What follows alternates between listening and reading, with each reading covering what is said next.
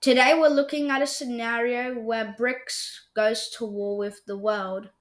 Now, BRICS is not a military alliance, it is an economic alliance first founded in 2000.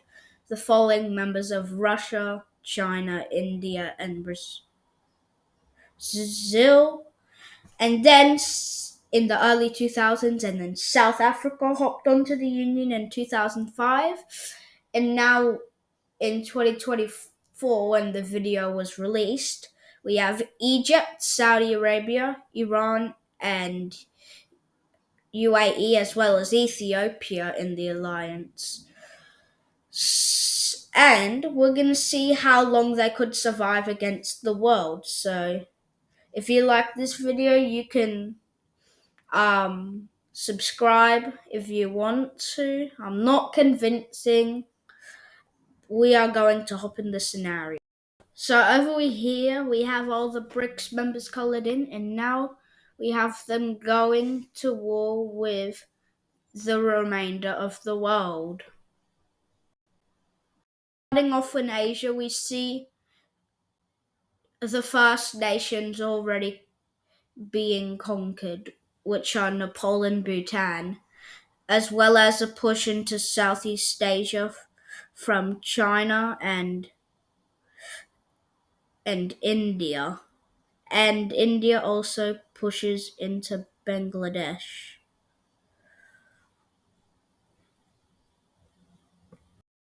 We also see India landing in Sri Lanka and taking the entire island, as well as their Finnish conquest of Bangladesh. In Eastern Asia, we see China push into North Korea with Russians, as well as Russians landing in Japan, taking this island. And then China captures Taiwan under their hands, and then North Korea surrenders, and then the South is soon to fall with them. Closer to the western part of the world, we see a joint operation on Mongolia, which succeeds, and Mongolia gets wiped out, as well as a push into the Stan nations from all sides. India enters Pakistan, Pakistan capitulates, and now we have Central Asia already wiped out, almost wiped. We have a majority of these Muslim nations working onto capitulating all the others, so we have a push into Oman and Yemen. And also, we see Ethiopia cut off these nations from supplying each other. Soon, Somalia collapses, as well as Yemen. And then Oman falls, and then a push into these nations is made. And this goes pretty well, and then the Caucasus fall, and a push into Turkey is started. Down in Africa, we see Egypt pushing towards connection with Ethiopia, and they continue their invasions. South Sudan falls, and as well as Sudan would. And now we focus in the south. South Africa capitulates Lesotho, Eswatini, and then starts its push on all these sides. We have Brazil invading the Guyana areas and splitting them, and then as well as capturing. Push into Venezuela is made, and they're all out, and they push from all sides. Paraguay falls, and soon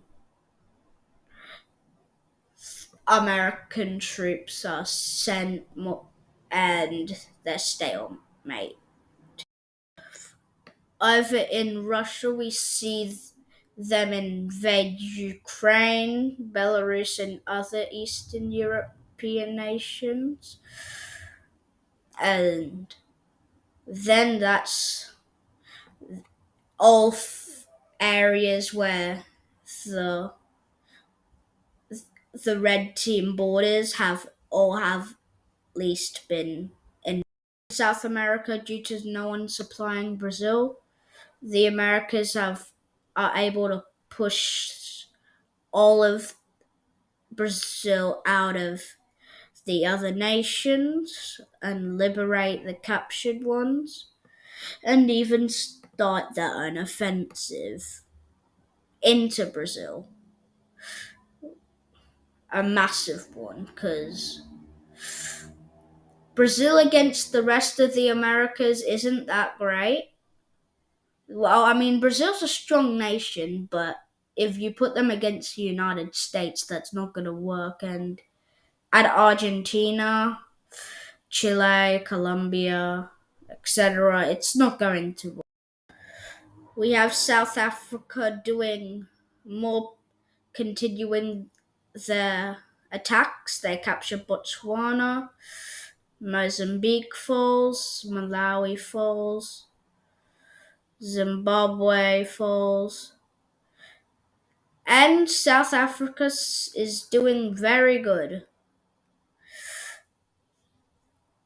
They land onto Madagascar, capturing the island, and it seems like the red team could win the war. We see Egypt focus their eyes west, and as well as invading Chad. Central African Republic collapses, and it's kind of getting a bit too hard for these African nations because they've just reached the DRC as well as other East African members.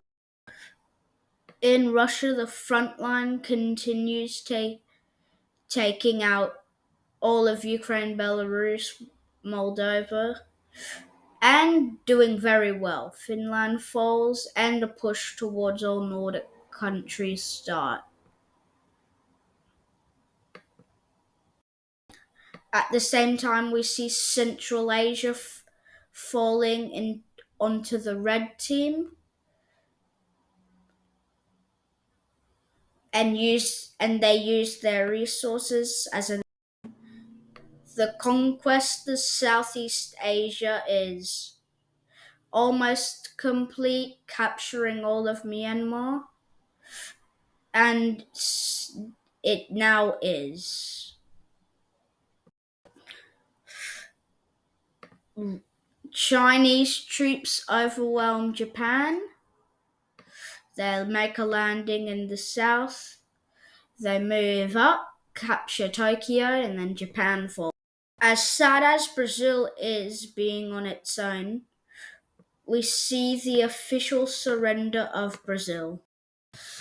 Back in southern Africa, we see South Africa being pushed back due to it not being that strong, and the Americas were coming, and soon South Africa's gonna reach the same fate. Liberate Madagascar, Comoros, and now South Africa gets pushed in, and then it surrenders. They send their troops up,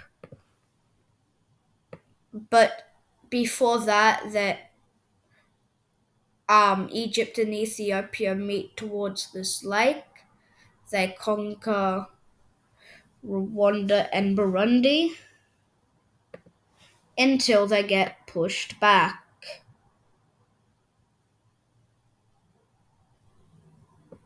Stalemate, defense lines set over here, something like this, not something somewhere here.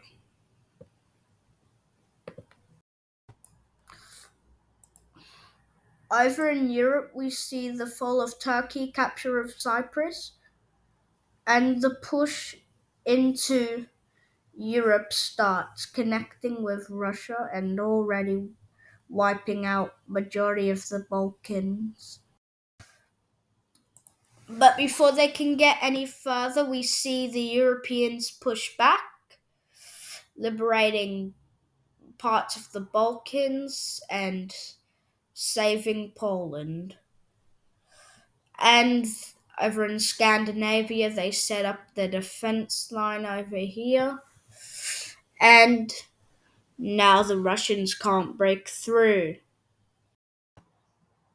In Southeast Asia, we see the China and India landing in Sumatra, capturing the island, and they try to move on Java, but then they're immediately stopped and they get pushed back due to resistance from Indonesia, Australia, and maybe the Americans could be coming back.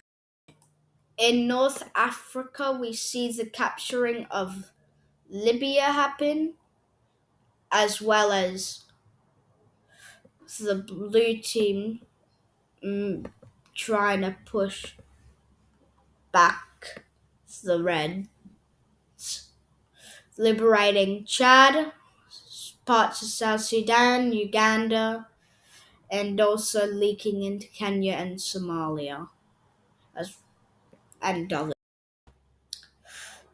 We see them also trying to push into Ethiopia, but that's not working. So they sneakily cut them off, and now Ethiopia can't get any support from Egypt. So soon they start the push into Ethiopia, but they won't manage to capture any other coastal areas due to the navy from Saudi Arabia, Iran, and UAE influencing this area. And I think this is a safe part to stop. And I'm gonna just show if what would happen if the rest of the world wins, or what would happen if the BRICS won. Scenario where BRICS wins, Brazil takes a good old chunk, South Africa takes lots of land, Ethiopia, Egypt, Saudi Arabia, UAE, Iran, Russia, China, India. I'm not explaining, you have to check for yourself. And here's what would happen if the rest of the map if the rest of the world won. And yeah, I'm not going to fill in the borders. I'm really not going to. You. So, is this realistic? No, this is just for fun. If you like this, make sure you get that opportunity if you wanted to. You know what I mean. If you liked the video, you could subscribe if you want. I'm not forcing you. I'm not at all. I'm just asking if you want to. That's all. And goodbye.